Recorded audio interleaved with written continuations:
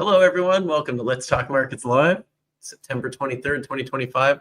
Really thrilled to be joined by Charles Allen, CEO and Chairman of BTCS.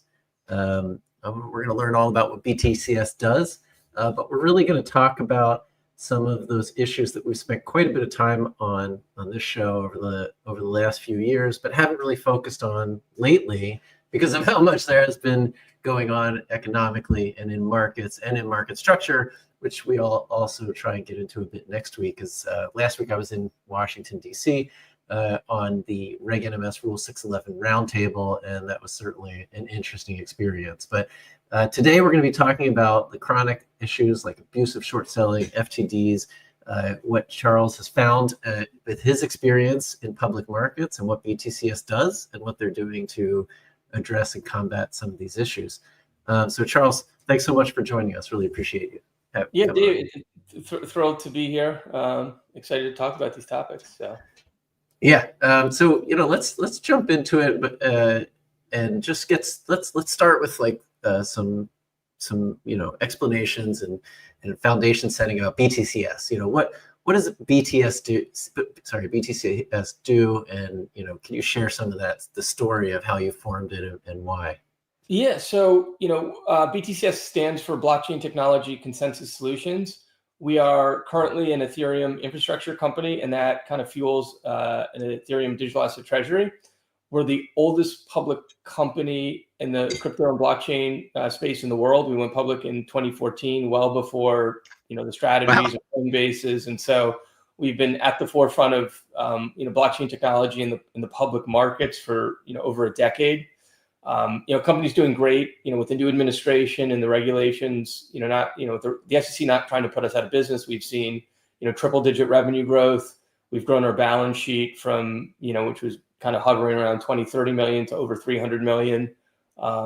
Stock prices up from, hovering around $1 a year or so ago to, I think we're in the 450 range. So it's been great stock performance, great financial performance in both revenue and balance sheet growth, and we're sitting on a huge pile of ETH, and we're building infrastructure that we think is going to power the future of finance and beyond.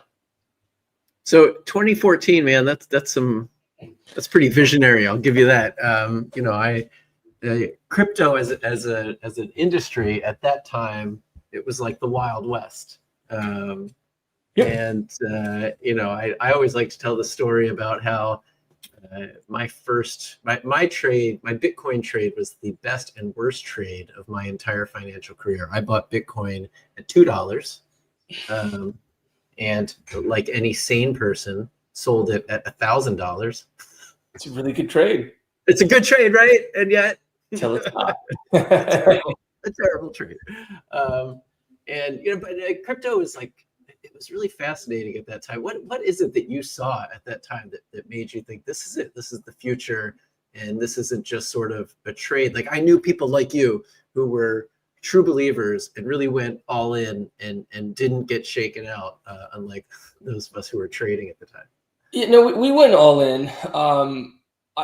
What I saw was a technology that was really interesting, right? And I was an investment banker prior to moving into crypto for about 10 years. So I kind of lived through the internet bubble when that burst. I was an engineer, and then I lived through the financial crisis in 2008 and was lucky I kept my job, right? Because it was a small boutique firm.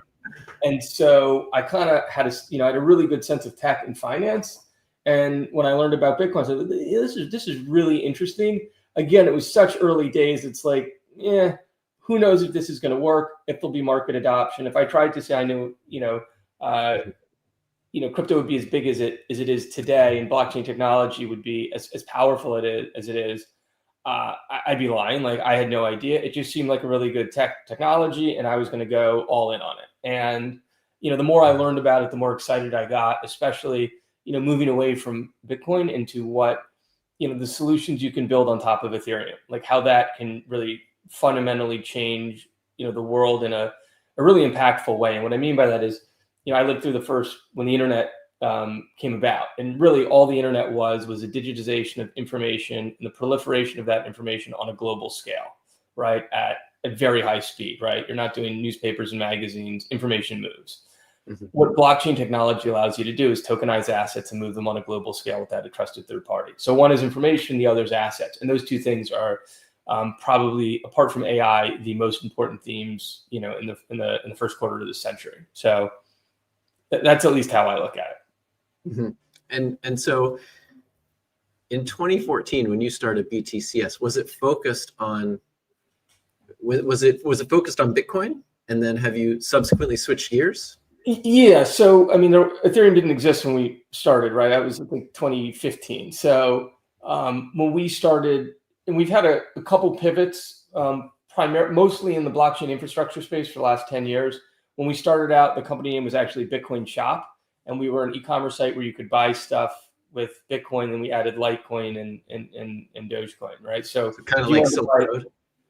No, not like Silk Road. Like, we didn't sell drugs. We sold like teas and toasters, right? Like we basically connected to Amazon and other stores. We were a drop shipper. So if you wanted, there's nowhere to spend your Bitcoin, right?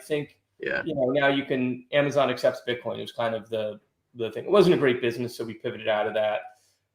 By the end of 2014, we were effectively moving out of that space, and we were the first public Bitcoin miner. So. And then we were in the blockchain infrastructure from, I guess, the end of 2014 till really today, except we pivoted from Bitcoin to Ethereum. I think around when it really, we went full in on Ethereum, right? I think it was the end of 2020. It's about 5 years ago. So we had Bitcoin and Ethereum on our balance sheet after we stopped mining. And it just, I looked at it, I said, well, Bitcoin's great, but it doesn't do anything. You can't make money off it. It just sits there. I mean, unless you're Michael Saylor and you figure out, 8 different ways to, come up with new financial structures to infinite money glitch that guy figured out. Right. Like, so we didn't do that. We were doing some convertible notes on it, but I looked at Ethereum. Like, it's a digital economy in which multiple businesses can be built. And there's so many opportunities that, just staying focused on what drives revenue, what's going to work in the public markets. It was 10 times more exciting. I think Ethereum is going to be bigger than Bitcoin in the long run, right? Because it's got true utility beyond just hoodling it. So. And so, what does your treasury look like today? Is it all staked Ethereum? Yep. So not all staked. So we've got over 70,000 ETH. We've staked some where we run solo nodes. So we do that ourselves. We don't push that off to a third party. We also run validator nodes for Rocket Pool, and that's under our kind of node ops umbrella. We're a block builder, so that helps us, drive revenue by building blocks on Ethereum's chain. And then we've also, to finance our business, we use three strategies, which is part of our we're calling it the DeFi TradFi flywheel. We sell stock via our at the market offering, which we haven't done in weeks or well over probably a month or so, because we're doing a share buyback. We raise capital off. We've done a couple above market convertible notes that are about 42% less dilutive than common. And we use Aave, which is a decentralized lending and borrowing protocol. I don't know if your audience is familiar with it, but we borrowed, north of $50 million on Aave. And so we've posted, I think the collateral is, about 170 million. We've posted in collateral in ETH, and that actually earns, right? We earn rewards or interest on that collateral at about a 2% rate. So it's kind of crazy. I mean, we borrowed 50 million, are basically net zero to positive, or sometimes negative because it's variable cost of capital, to put on $50 million of additional leverage. And we bought most of that ETH at sub 4,000. So nice. We're also looking at lots of other strategies within DeFi. So that to me, that's really exciting. Like, what can you do actually on the blockchain apart from just hold a token to drive a real operating business with revenue growth? Okay. And is that how does your revenue break down in terms of, where are you sourcing most of your revenue? So 80% of our revenue comes from our block building. And I could spend an hour talking about block building, but it's basically organizing transactions that end up on chain. And then the rest of it is through validation, or you can call that staking. That's like 20% of our revenue. The validation's like ultra high margin. It's got basically a fixed cost because we don't use a third party. So it's very low fixed cost. So it's going to be extremely high margin, especially as we scale. We could be getting to like the 98% gross margin range with that easily at scale. And then the block building's lower margin business, we're actually right now we're not making money on it, but we hopefully see that getting profitable. But that's high growth and much higher revenue. So you put the two of those together, we vertically integrate. There's a lot of opportunities. Okay. Yeah, I guess that's not something I'm familiar with. Block building. Does that have to do with like MEV issues with Ethereum? Exactly. It's how MEV gets on. So 90+% of all validators sell their block space in the auction to get MEV, get the maximum extractable value for transaction fees. Those blocks are built by block builders, and so we're a top 5 block builder. I think we account for anywhere between 1% and 3%, depending on the day, of all transactions that occur on Ethereum and L2s. Wow, that's awesome. Cool. I mean, it's a very small field of players in that space. Mm-hmm. Cool. Okay, so you and I first connected when we were talking about what Irvin does in terms of how we build these verified shareholder communities, and that sort of got us into a conversation about abusive short selling. And that's something that, I subsequently learned you're very involved with and very passionate about. So, you've been a public company CEO for a while now. What has been your experience of the public markets? And, what do you think of, the current attempts by regulators to surveil those markets? It hasn't been great, right? And the funny thing is I was an investment banker for almost 10 years before I was the CEO of a public company, helping companies, do IPOs, do M&A, and nobody really knows how the market works, right? Even if you're on Wall Street, the majority of the participants and the regulators don't really think about how the market works. It just kind of works. And so I look at the stock market as highly broken, right? If you had the financial crisis of 2008, it was too big to fail. Where we are today is it's too big to fix. The problem is too big to fix that nobody even wants to talk about it. And it's a framework of patchwork that's been built over 20 years. And I think blockchain technology actually has the power to fix it in the long run.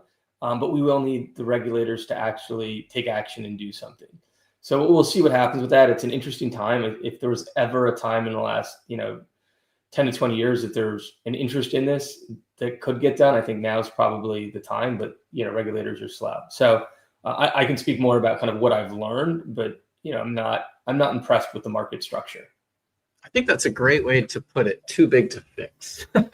And there's a side of it, which is that not only is it's not just about how big the problems are and how complex, frankly, the problems are, but something that has been sort of true about American-style capitalism, and I don't like even using the term capitalism, but whatever you want to call the American economic system, is how concentrated industries tend to get.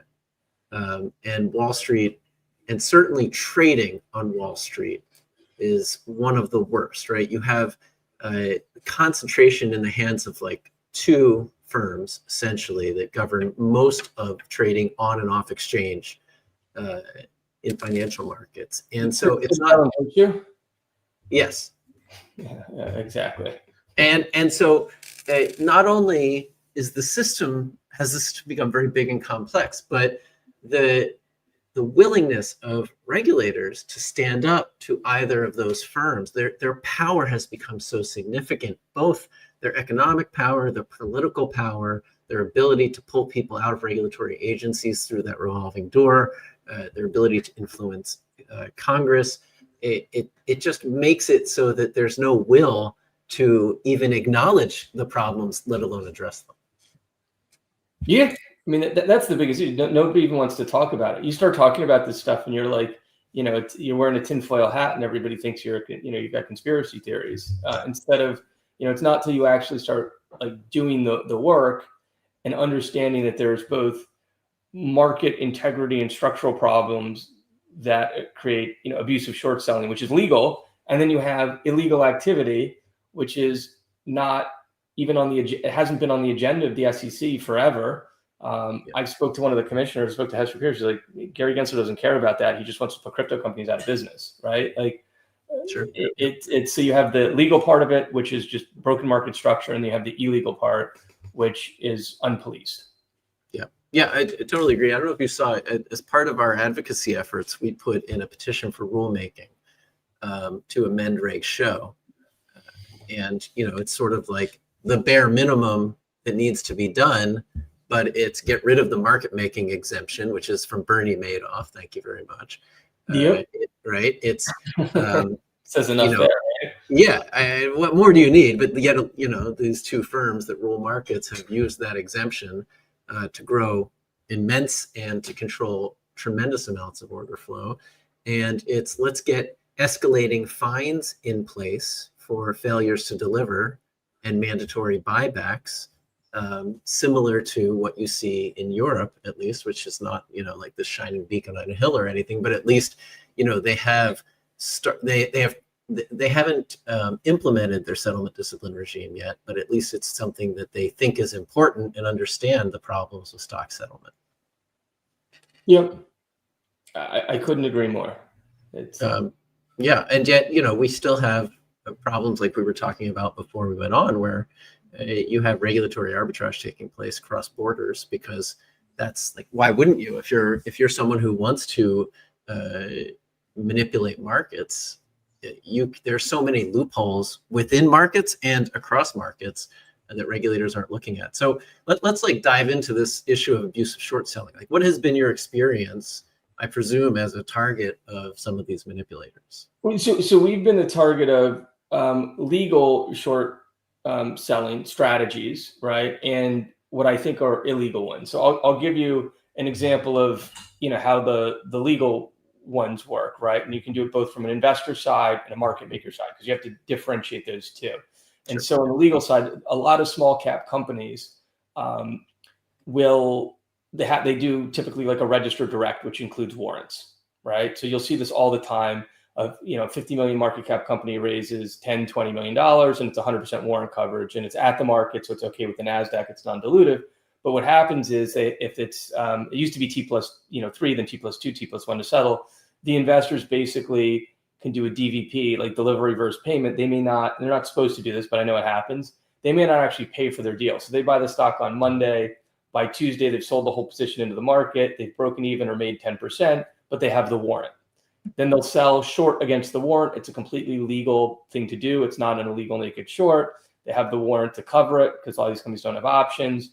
And they know that the banker that placed the deal is like their buddy, right? Because the bankers basically report economically to the investors, not to the companies that hire them. It's just, I was an investment banker, I know how it works. And where your bread is buttered, right? Your bread is buttered by being able to fund companies.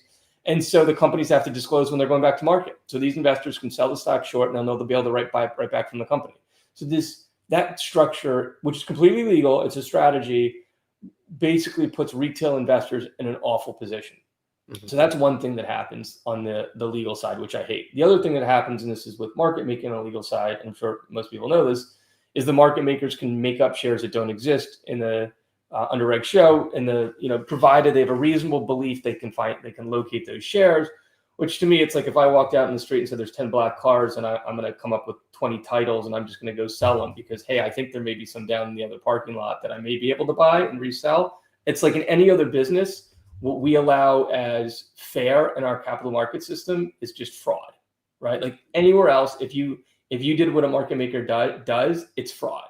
And so, the market makers will play games.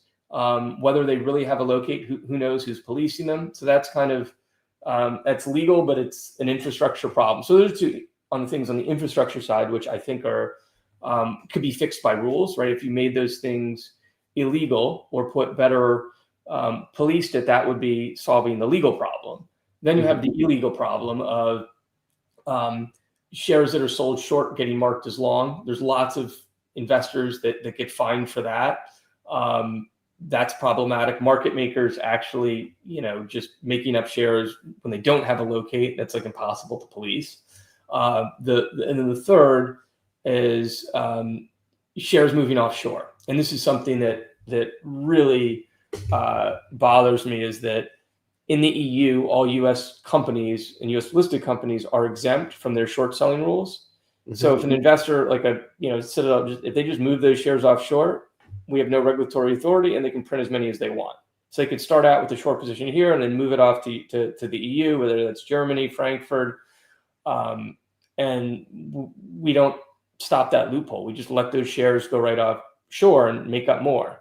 Or they get, if a Robinhood starts, by way of example, selling fractional shares, like now you're dividing these things up and the brokers are keeping track of them. Oh, there's almost no oversight or even rules when it comes to fractional shares. It's ridiculous. Like I don't recognize a fractional share. You don't own a piece of this company if you own a fractional share. Your broker kind of owns something, or maybe who knows? It's their own market with their own supply and demand equation within that broker that's settling with every other broker. And so I have no idea what they do. Which is really scary. I mean, the other thing, and this is kind of back to the legal side, is everybody wants everything to be free, right? Stock trades used to be $60. When I first entered the market, that's what, I was like, well, that's ridiculous. They're $20 now, and it was 15 and 10, and now everything's free. And so brokers need to make money. So if you look at how does a broker make money if you don't get commissions on trades because no one's willing to pay because everybody wants something for free, it's payment for order flow and it's the lending desk. So it's impossible to opt out. Like Charles Schwab made $430 million last year loaning shares out. You cannot, there's no way to opt out. I found that I was talking to an investor, prime brokerages do that as well. So even if you're an institution, your broker is going to do that. So all the shares just get pooled into a kitty that the brokers can then have their lending desk go lend out and bet against you. And so, when you look at that, the system is rigged to give you some free trades, but nothing's free in this world. What you're getting is certainly not on Wall Street. Not on Wall Street. Nothing is free on Wall Street. Nothing's free on Wall Street. You're getting jammed to think you have something free, and they don't have to tell you. And this is what bothers me so much. There's no way you can opt out. There's no way you can say, "Did you lend my shares?" Unless you get your shares out of the brokerage firm, which is something that we've been focused on. Is get your shares away from the broker. If you're a long-term believer in the company, it shouldn't matter. If you're a trader or you need liquidity, keep them with your broker. Right? It makes sense. But if you have a lot of money, like if everybody just moved their shares out, they wouldn't legally, right, be able to sell something, loan it out if it isn't there, assuming they don't break the rules, which again, nobody's policing that. So who knows? So when you talk about, are you talking about direct registration? Yeah, exactly. Just holding it in the books and records of the company at the transfer agent. So yeah, direct registration. I think that's more of that term's usually used by ComputerShare. They're like the largest. I know, was it GameStop had a big focus on, get them in DRS, but every public company has to have a transfer agent that's registered with the SEC that holds the shares. And so I think it's a great point, how these brokers make money. And we've often made the point that you're not paying your broker money. So you are not the customer. You might sign a legal agreement that says customer agreement, but you are not the customer. You are not who they are set up to service, right? It is the companies who pay for their order flow and pay them the interest on stock loan that are the actual customers of that brokerage, right? You're technically the product. You're the product. That's right. Exactly. Yeah. You're getting sold. Right. You're not getting paid for it. No. And there are all sorts of other issues in a crisis that can play into this as well, right? Like you are forgoing a lot of your property rights when you're involved with these brokerages. And even outside of a crisis, if your stock is being loaned and there is some type of dividend, for example, you get inferior tax treatment if you're getting cash in lieu of a dividend. There are all sorts of issues that, I don't think people are paying any attention to. Yeah. You had mentioned, I think, in a previous conversation about failures to deliver. Was this an issue that BTCS ran into? Yeah, so we kind of got wind of some of these things just because things started happening to us. So we did a registered direct in 2021, and we had an investor that was in our deal that was fined $7 million by the SEC for illegal naked shorting a month before the deal. I didn't know this at the time. the banker put them in. They were, one of the 4 largest investors in the deal. And I just kind of watched what happened. And all of a sudden we popped up in Germany, and I'm like, hey, what's going on here? And that started, even though I was on Wall Street for 10 years, I had no idea how the stock market worked, right? Your broker does that, right? Even though I worked at a broker dealer, I was a banker. Like I had zero understanding of what actually happened behind the scenes. And most people don't. And when I started trying to like dig in and learn about it, I kind of went down a rabbit hole. I was like, wow, this is really a broken system. And so in, I think it was with 2021, or I think it was maybe 2022, we decided to do a little experiment. Our company was trading below book value by about 20%. Right. So, and these things happen. We're trading below now. The market's cyclical. We've got short sellers, we've got all these issues that put us at a discount to like liquidation, which makes no sense. And so we looked at it as a company and so what can we do to combat this problem? As at this time we were a $30 to $40 million market cap company. It's like, what are our options? We could do a share buyback, right? That's very expensive. You need a lot of capital to deploy it. You're pulling shares out of the market, but it's slower. The rules are complex. And we thought, well, what if we do something different? Let's pay a dividend in Bitcoin, because now the short sellers have to pay the dividend in Bitcoin, right? Technically get it in cash was the other option. And so we did that. We announced a 5-cent dividend. I think it was 2022. And when you do that, NASDAQ has to give you a ex-dividend date. You'll say, hey, I want our record date to be whatever it is, right? Like right now, we've got a dividend. The record date's this Friday, the 26th. You can take it in Ethereum if you want. And so we did this when the first time we did it was in Bitcoin. NASDAQ's like, whoa, dividend in Bitcoin. What is this? We don't know about this. Like, we're not going to give you the ex-dividend date. You need to come talk to DTCC, right? The Depository Trust Corporation. So I don't know if anyone's familiar with that. They basically. Why don't we take a step back? Yeah. What is the DTCC? Oh, it's been a while. Maybe you want to explain it? Sure. You explain DTCC and then I'll explain Seed & Co. How about that? Okay. All right. Sounds great. So the back, you got to go back a few decades. But Wall Street, when stock certificates were traded, actual paper used to change hands. And it led to a crisis on Wall Street when volume started increasing, where they couldn't handle just the transfer of all these paper certificates back and forth. And in fact, at one point, markets were closed every Wednesday. I don't remember when, I think it was in the 60s, just to like manage this paperwork crisis. And so the answer was the Depository Trust and Clearing Corporation. So that was the idea that you put a centralized counterparty in the middle of every single trade on the street. And they digitized and dematerialized all the stock certificates. So ultimately, it became nothing more than ledger entries in a database, essentially. And that's the Depository Trust and Clearing Corporation, which sits in the middle. Well, but technically, right, it's Seed & Company that sits in the middle of pretty much every trade on Wall Street, right? Yeah.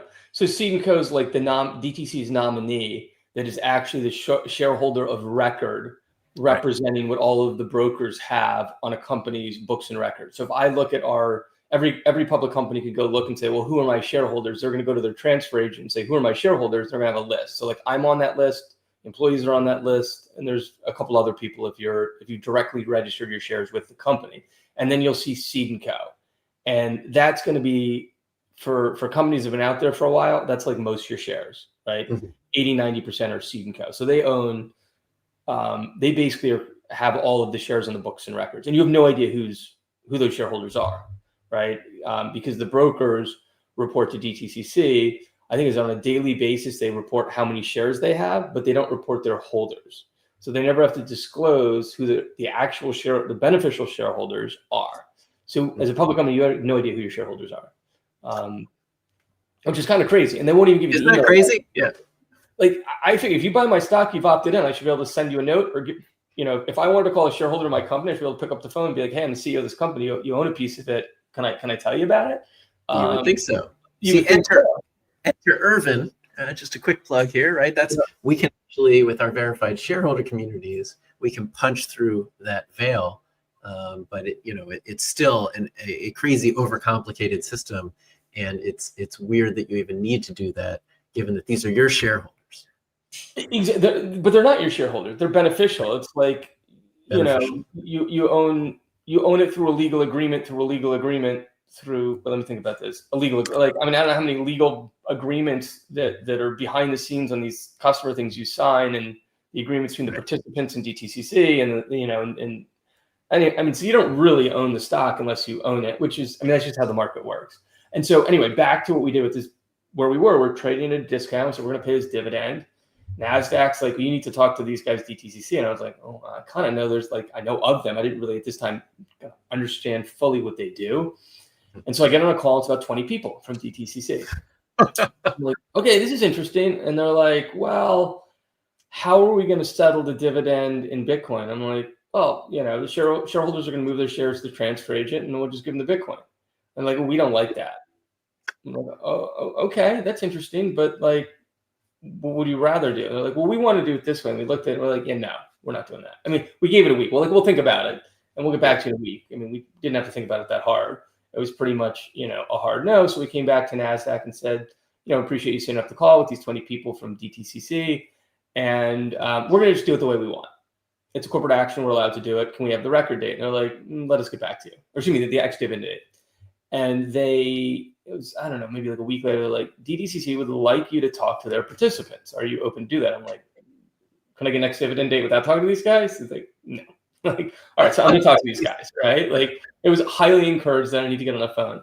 So okay. I got on this phone call with DTCC. There's literally 140 people on this phone call. It was like 7 or 8 screens of Zoom. You had to like scroll through, filled up. I took screenshots, right? I haven't like shared that publicly, but I literally, in a folder, I've got all the screenshots of all these people on the call. And it was the back office of probably every single brokerage firm in the US, if okay. not more, right? Like, they're like, how are we going to settle this thing? Now, you have to understand, we are a $30 million market cap company. We had, all these guys from DTC, like 20 people from NASDAQ. There was this other group, Smurfma, or I don't know. SIFMA? Yeah, there we go. Yeah. So just to give you a sense of what SIFMA is, that this is the trade association for the brokers. I was at the SEC once, 2 years ago, and somebody told me, sometimes working here feels like there's a SIFMA satellite office in the building at the SEC. And on the roundtable last week, I was sitting between Citadel and SIFMA, which is like sitting between Citadel and Citadel. Okay, go ahead. So these guys were on the call too. I had no idea who these guys were. I had to go look it up, and I always forget because they just never come up again, right? So we've got all these people on the call, and literally, you have to understand, on our side, it's myself and our lawyer. There's 2 of us on the other side of this call with like 140 people. And if you ever see these movies where someone goes into a conference room and it's like one person and there's like the boardroom filled with all these like scary dudes. This was kind of it, albeit Zoom. And there was really the only question, 4 people raised their hand after like the intros, and I was like, I kind of said what we're doing. And 4 people raised their hand. They're like, well, it seems like we may have some real liability here. What if we've hypothecated or rehypothecated the shares? I'm like, well, that's really. I'm like, I agree. I 100% agree. You're spot on. It sounds like you have some real liability here. Right. This is a me problem. Like, this is a you problem. This is, you better go. And so 3 other guys basically asked the same question in different ways. And I kind of said the same thing, like, we are doing this. It's going to happen. And we have no liability. You may really want to look at your liability, though. That was kind of like the takeaway. And so what happened was NASDAQ gave us an ex-dividend date. The second that announcement went out, the stock went up over 100%, about 140% at its peak. We traded approximately $500 million worth of shares on the first day. We're so 300 times your market cap. For about 35 million market cap. We traded $500 million. There was about $250 million worth of failures to deliver. Right, that means people could not come up with the shares. $250 million worth of failures to deliver. On a 30 million market cap. The next day we traded like 100 million plus. And so what I realized is like, this is impossible. Like, why isn't the SEC investigating this? Like, I mean, back then I was actually worried they're going to investigate me for market manipulation, right? I mean, that was literally my worry, is like, these guys are making up fake shares. The brokers are printing stuff that doesn't exist, and they're going to come tell me. Like, that was my worry, is the SEC is going to come after me and say that I manipulated the market, when I just realized that the market was broken and implemented a structure that would fix it for the benefit of our shareholders. What year was this again? This is 2022. And Okay. so, and we raised about, I think, $10 to $11 million off our ATM, selling into it, right? Like, we were no longer trading below book value. We were now a nice premium to our assets. It was like, we'll take the money. Yeah, for sure. But it really, when I looked at that, it made me think, like, what is going on in the market? Like, how does this happen? How does like all of the shares change hands that many times, and there not be some sort of illegal or nefarious activity going on? Like, it just doesn't add up. And I mean, just like mechanically, like arithmetically, right? How do you fail to deliver $250 million worth of stock on a $30 million company? It makes no sense. Insane. It's insane, right? Unless either market makers were believed they had to locate, which they clearly didn't, or there wouldn't be $250 million. Could not physically have had to locate. There's no way. Or, and this is after that we did all this research on, the shares being in Germany, or those guys got called out. My gut is what happened is we had the 140 people on this call. They all in the back office, and they all said, hey, maybe we have some liability. And they probably went to two different departments in their firm. They probably went to the lending desk, right? And they probably went to the market makers, and they probably went to the market makers and say, hey, don't push that red button anymore to make fake shares, right? Like have a locate, clean it up. And they probably went to the lending desk and said, don't lend BTCS shares anymore. That's probably what happened, because they said, it's going to be a game of musical chairs, and we don't want to get caught on the wrong side of this. That's my gut of what happened. And it's the only explanation that makes any sense when you actually understand how markets work. It's fascinating. Yeah. It's just, I mean, you see it, and we've seen it in the past, where you can see a company trade 10, 20 times its float in a day. And you're looking at it, you're like, just mechanically, it doesn't make sense. And you'll see it happen, and you won't even necessarily see a massive surge in the price. And for example, that in a lot of these situations, there are large numbers of retail investors coming into the stock through these payment for order flow brokers, all of whom's order flow is being routed to an internalizer who is just printing the shares and taking on, some massive liability. But how is that price discovery? So here we've been talking a lot about, the mechanics of the markets and the plumbing and the guts, but like one of the two reasons we have markets is for price discovery, right? The other is capital formation. Yep. And so from your perspective, as the CEO of a public company, watching this happen, knowing that like the market is failing your company in terms of the price discovery process, how do you deal with that? How do you react to that? Well, it goes back to something I've kind of learned. Like, it's too big to fix. BTCS is a company. We're not solving this problem. I'm not going to go down and lobby Congress. I was actually down there last week speaking on a panel, but it wasn't on this topic, and I brought it up. And it was like, when I use that analogy of, market makers selling, car titles to cars that don't exist, people are like, huh? No, nobody knows.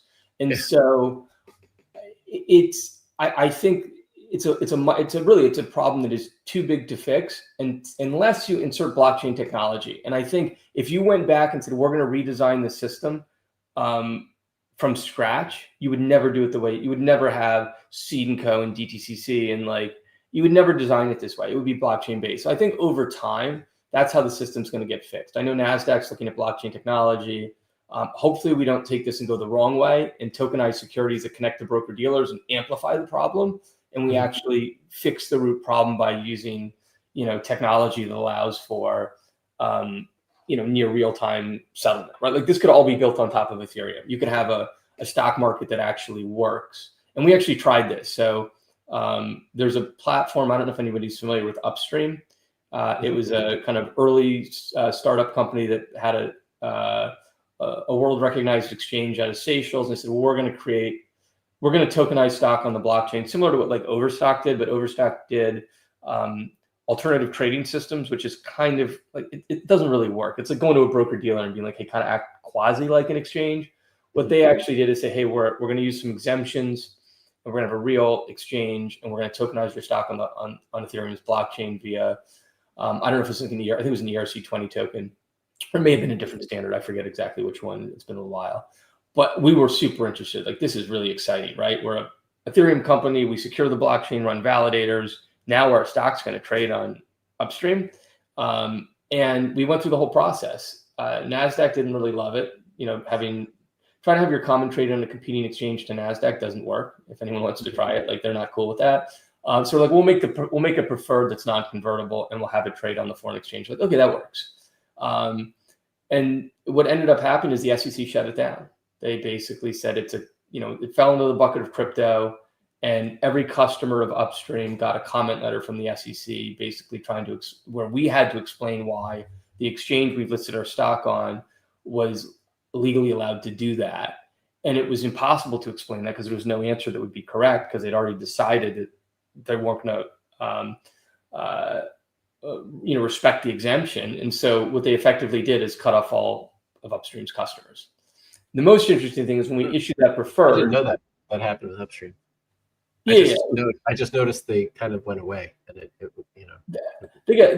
basically, the SEC, they do what they did. They didn't like crypto, and they used, it felt like a crypto play as opposed to like actually building something that was going to change how markets work. I mean, my hope was like, they're probably never going to be big, but they would go get bought out, right? Mm-hmm. If they got to scale, they could get bought out by an exchange to adopt the technology. That's what I was hoping would happen, because we actually invested in them as well. Not a material amount of money, but yeah. And the most interesting thing is when we issued that Series V preferred stock to our shareholders, there's brokers trading that. Not a lot. There's a couple thousand shares, but there are actually trades in that stock before we actually even issued it.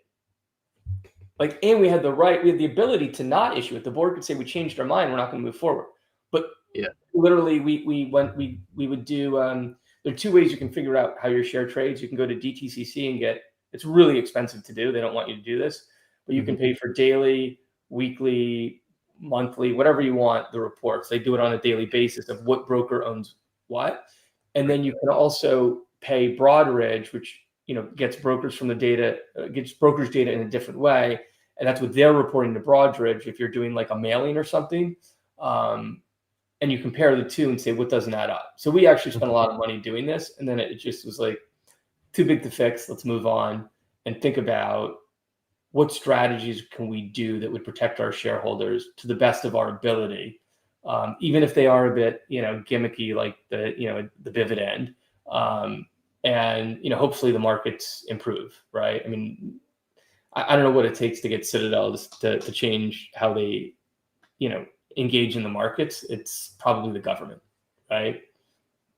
It's passionate about it. It feels like they're a bit more powerful than the government. I mean, you'd have to threaten one of Ken Griffin's 9-figure homes, I think, to make a dent. But he definitely got all of that through totally legitimate means, I'm sure. So a question for you then, just as an aside on what you just said, did you find a significant discrepancy between what Broadridge was reporting brokers were holding and what the DTCC thought that they had on their books? We found discrepancies. The problem is the data is very bad.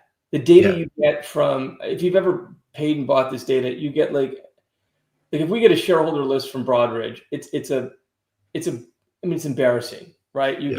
It's not like you get mailing addresses. It's mailing addresses. You don't get emails. You don't get phone numbers. Oftentimes it's in, for the benefit of some name. You don't even know who the shareholder is. The addresses often don't, are invalid. The mail bounces. You have to do a reverse lookup if you want to even try to find out their email or phone number. They don't want to give you that information. I mean, they have perfect information. You won't get it. So we started doing this unless there are huge mismatches. there, you're not going to be able to do anything. And then what do you do with the data? Like we hired, was it Warshaw Bernstein as counsel because they're focused on this. And I looked at them like, we're going to spend what, millions of dollars for a lawsuit against the brokers and some of the mean letters that they're just going to throw out. Like to what end? Like to what? Like, are we going to win this? Probably. It's a really hard battle to fight. I mean, it would be a different thing if it was, Google or Microsoft said, "Hey, this is going on. We're going to take a position on this." Like, it's very different. As like, at that time we were a 30 million market cap company. Now we're even 300. Like, I don't want to. I'd rather do something that I know a lot of shareholders will call, gimmicky with this like ETH dividend and loyalty payment. It worked in the past. Maybe it works in the future. Do a share buyback. Like, do what we can with the tools we have and hope for the best, right? Because again, too big to fix, at least by us. Yeah. Okay. So now, you've had this experience with the previous SEC. I know that from the crypto industry perspective, it was a very negative one. I will say this, it was the only SEC that was willing to take on Citadel and Virtu in my career in doing this, but that ended up only being talk, and they ended up not actually doing any of that. So it was disappointing all around, frankly. So now there's a new SEC in charge. That they have a totally different perspective and opinion on crypto. We've got two major pieces of crypto legislation: the FIT21 Act and the Genius Act. And so, what has been your experience in terms of this change in climate as a crypto firm? Do you think that the way we are setting up to regulate crypto market structure is sensible? And do you think, a lot of it is going to fall, it seems, under the purview of the CFTC rather than the SEC? Do you think that's a good idea? Or is it just that's what the crypto industry wants because they seem to be smaller and less well-funded?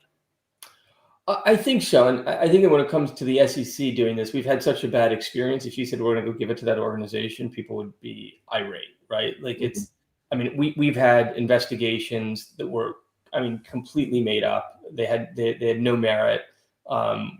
We used to watch we used to have a platform called, was it Irwin, not Irvin, that would allow us to monitor who viewed our website, what investors would go to our website. And the biggest view of our website was literally the SEC. So we're trying to get registration statements through. They're giving us comment letters, but then they're feeding that to enforcement, that then bringing actions against us.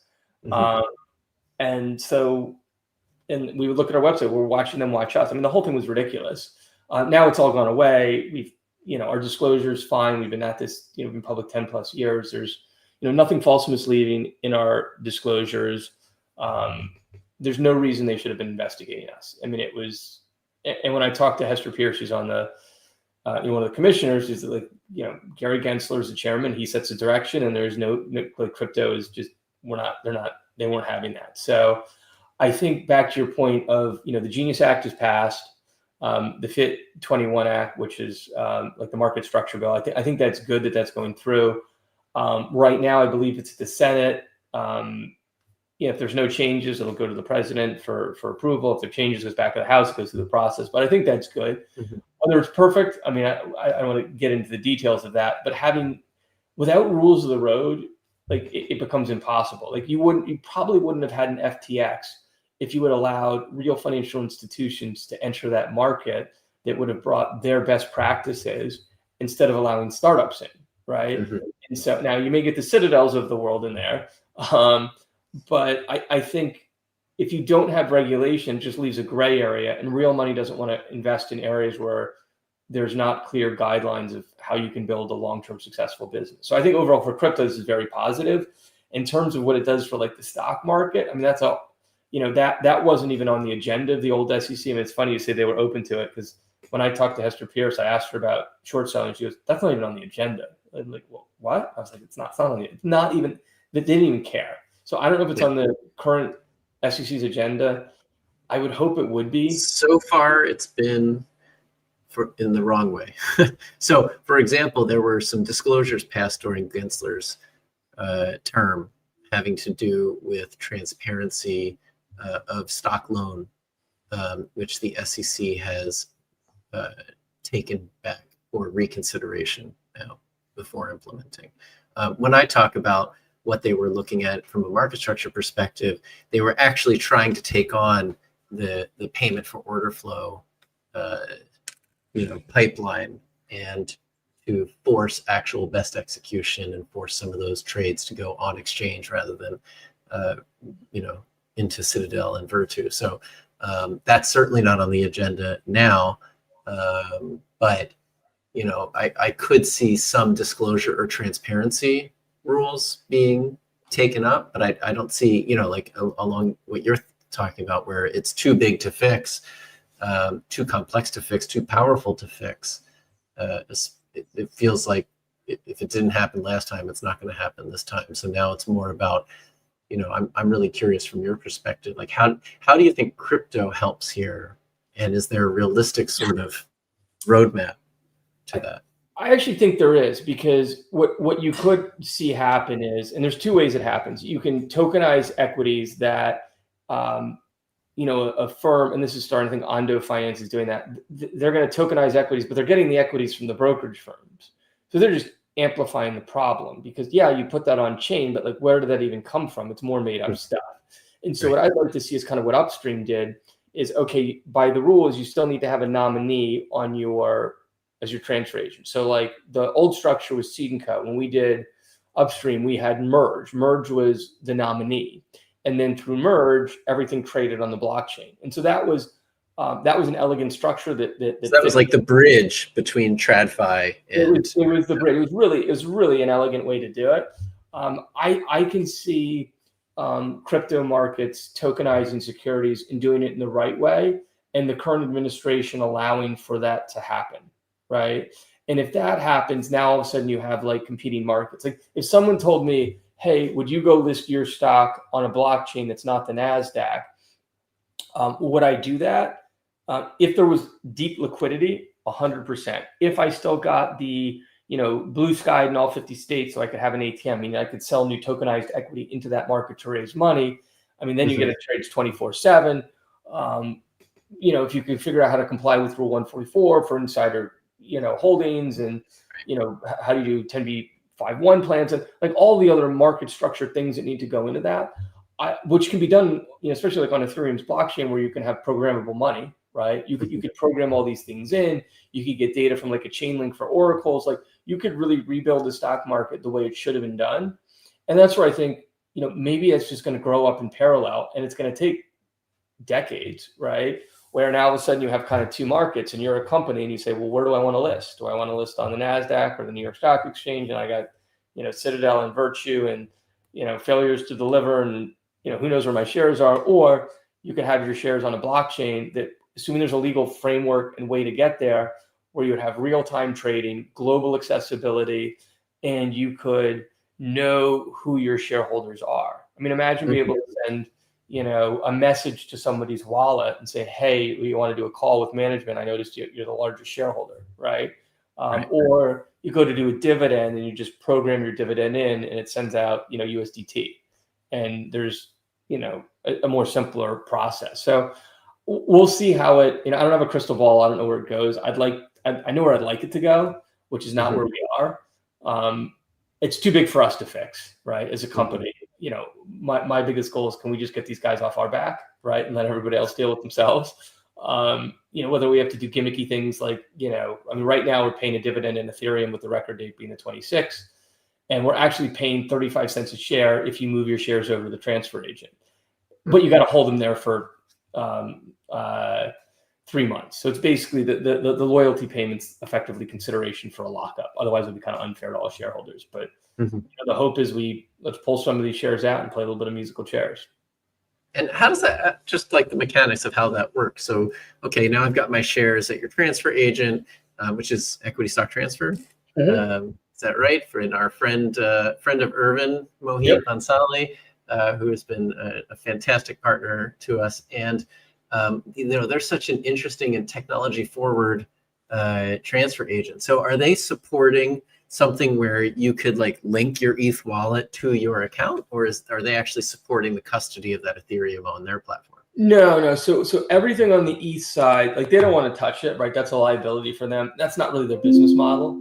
So effectively, what they're doing is helping manage the transfer process of shares from the street name, whether that's you got shares at Schwab or Interactive Brokers, to them, and then the way we're doing it process wise, you go to our website, we've got a banner ad right at the top, say I want the dividend. It has all the information on how it works. You put in your name, your contact info at the bottom. You hit submit. You'll automatically get an email and says this is what you need to do. Sign this legal agreement. It's called the opt-in agreement, which has all the risk factors of doing it, and we collect your wallet address.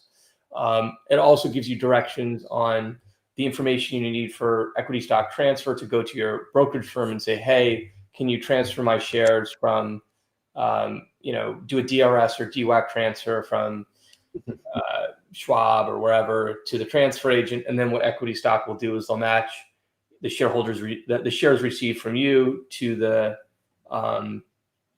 opt-in agreement. And then, they're maintaining a record of who's successfully opted in with all their contact info, wallet address. And then after the record date, we will, and this is the exact same process we did a few years back, right? We'll just go out and pay the Ethereum to all the holders based on the closing.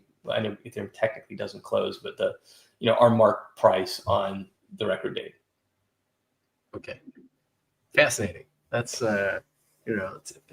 it's a totally different model. Obviously, you guys executed it pretty successfully the first time. So they're going to be fireworks, do you think, this time too? I don't know. I mean, I look at it and there's three scenarios. There's the impossible scenario, which I tell people I'd pop the champagne if this happened, but I recognize it's impossible. And that would be 100% of the shares come over to book entry. And let's see what happens. If the stock trades, I'm going to sue every brokerage firm and I'm going to go to the SEC with the smoking gun that they're all breaking reg show because they're selling stuff that doesn't exist, right? I mean, that would be front page of the Wall Street Journal. That's never going to happen. That's impossible. Sure.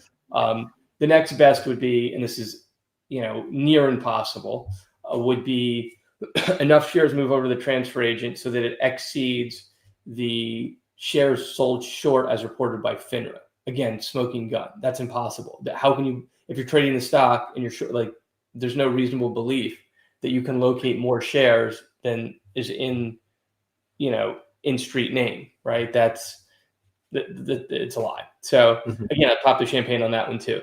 Realistically, of what's going to happen is one of two things, right? Either nothing's going to happen, and the brokers realize it's not enough incentive for people to move their shares, right? The first time is pretty much a bluff, which is why we paid this time to get people to move their shares.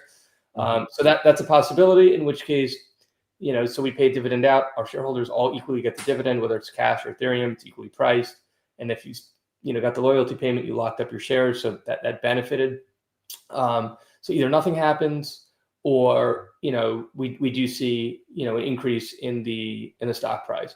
It's a little bit of a black box, so you'll never be able to say, hey, I got an A on this paper, right? Or I got it's just we'll see what happens, right? The markets are big. We're a small fish in a big pond that can get pushed around.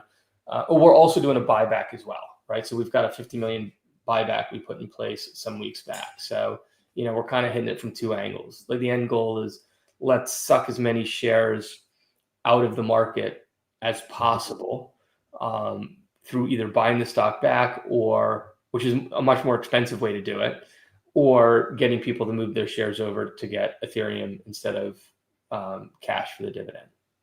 And did you pay any attention to the GameStop shareholder efforts to directly register the float, which was really quite something when it happened, although they never were able to get over, I think, a quarter of the float, but that is still a massive amount, right? Yeah. I would love to have a quarter of the float move over. I mean, it would. Well, if you're a long-term shareholder, your brokers just they're just screwing you. They're your shares are betting against you. There's nothing you can do about it. You don't get paid for it. They don't tell you. And so, they have a DRS.org or something, or DS.org, whatever. YDRS, YDRS. I think they did a great job explaining how the stock market works in kind of, basic terms with some flow charts of where the shares go. There's actually a Discord community that they have with like 1,800 people. I think it's one of those things that people were really up in arms about, because I think there was a Netflix documentary about this, and there was one on, there's another documentary on, on HBO, exactly. Yeah. And, I mean, everybody looked at these guys as like they're wearing tinfoil hats and this is just conspiracy theory, but they're actually 100% spot on. Like, all that stuff happens. Nobody wants to talk about it. And I think you look at what happened with GameStop. The stock did really well for a period, but it's a big ask, right? Like, our math was, if you own 1,000 shares in BTCS at $4, just for round purpose, I know we're more than 4, but at $4, that's $4,000. And so if we pay it, 10 cents at, on 1,000, that's like $400. So unless you make $400 an hour, it's worth your time to pick up the phone and spend an hour wrestling with your brokerage firm to try to get your shares out. And they don't want you to move the shares. I mean, they will make it so hard. Yeah. Did you have to get on the phone with 120 people this time for this dividend? I did not. And I think what happened, you realize, like, oh, we've seen this before. We don't need to talk to these guys, right? Like, the first time, like, oh my God, this is the first time this ever happened.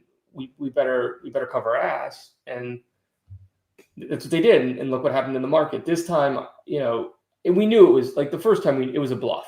Hands down, a 5-cent dividend on a $30 million market cap company should not cause it to trade $500 million. That makes zero sense.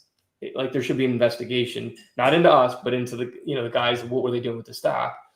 And so this time I realized, like, they're not. That's why we did the loyalty payment. It was let's see if we can actually get people to do this. Mm-hmm.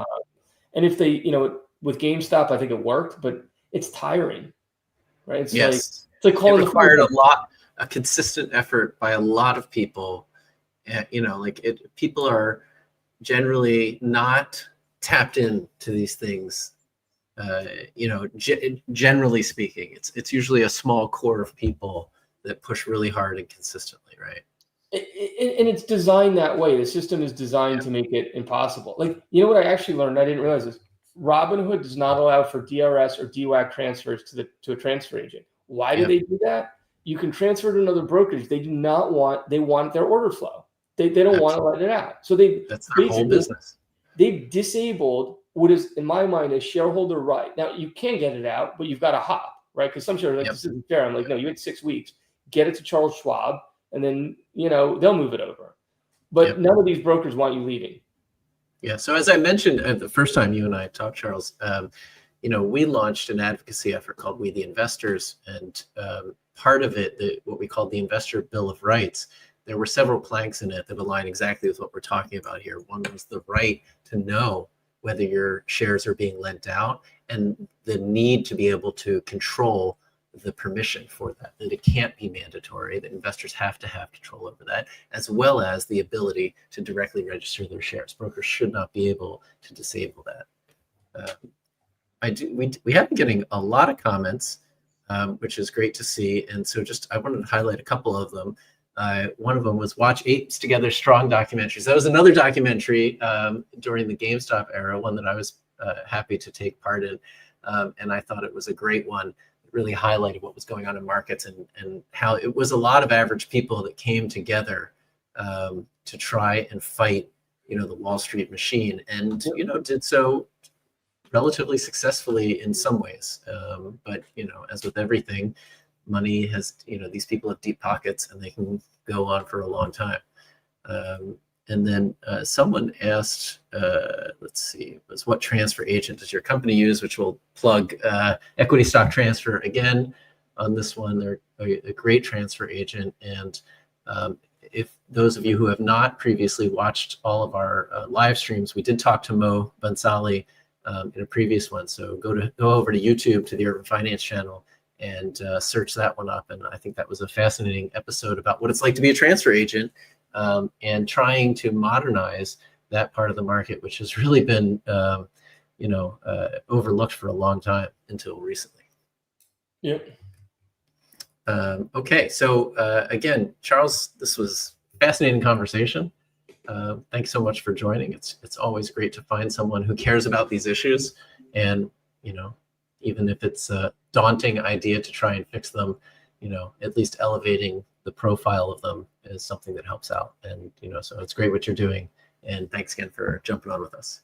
Yeah, no, I'm thrilled to have you on. Something I'm, passionate about. Try not to let it be a, distraction to growing the business, but it's just frustrating when you learn about how it works. Yeah, absolutely. It's been shocking to me as someone who was really just a trader, and for a long time a high-speed trader, and learning sort of the plumbing about what happens behind the scenes has been shocking. And the fact that this is the engine of capitalism. Again, the two functions of markets: price discovery and capital formation. When markets are manipulated, neither of those work, and that's a serious economic problem. It really affects people. It's not just about numbers and charts. So it's something that we feel pretty passionate about here at Urban too. So thanks everyone for jumping on and tuning in. Really appreciate you taking the time. And we don't have anything scheduled next week, but we'll probably jump on and talk about the Rule 611 roundtable from last week and Reg NMS and our continued efforts on these issues of market structure. So tune in then. As always, like and subscribe if you're watching on YouTube. And thanks, Charles, again. Appreciate it. Yeah, thanks for having me. All right. Bye, everyone.